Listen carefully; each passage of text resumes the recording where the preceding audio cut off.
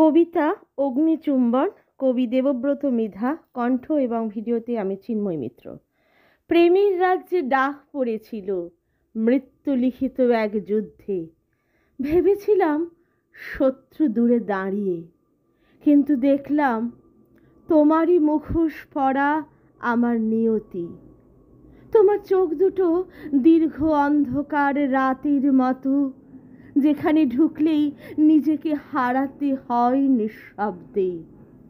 আমি তলোয়ার তুললাম, কিন্তু তা তোমার বিরুদ্ধে নয়। আমারই বুকে গেঁথে দিলাম দ্বিধা, ভয়, সব হিসেবের মৃত্যু। রক্ত ঝরল, তবুও তোমার কাছে পৌঁছে দিলাম নিজের কাটা মাথা, যেন এক নিষিদ্ধ উপহার। তুমি সেটাকে তুলে নিলে ফুলের মতো কোমল হাতে, আর আমার রক্তের গরম বাষ্পে তোমার ঠোঁট ছুঁয়ে দিল অগ্নি। আমি তখনও বুঝলাম, প্রেম কখনো বাঁচায় না, কখনো মারে না, শুধু নিজের মাঝেই দুজনকে পুড়িয়ে এক করে দেয়।